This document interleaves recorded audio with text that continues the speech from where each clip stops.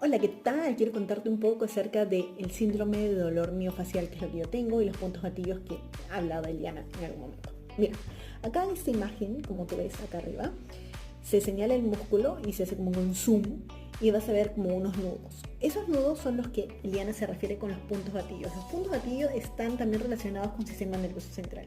Y es cuando hablamos de un tema crónico, un dolor crónico de mucho tiempo. ¿Y cuál es la característica de los puntos gatillo y el síndrome de dolor miofacial? La característica es un dolor referido. ¿Qué quiere decir? Heterotópico, así se le llama. Y dolor referido, ¿qué quiere decir? Que, por ejemplo, me va a doler esta zona, por acá, ¿no? El punto del dolor es diferente al origen del dolor. Pero en realidad el problema, me duele aquí, pero el problema está acá.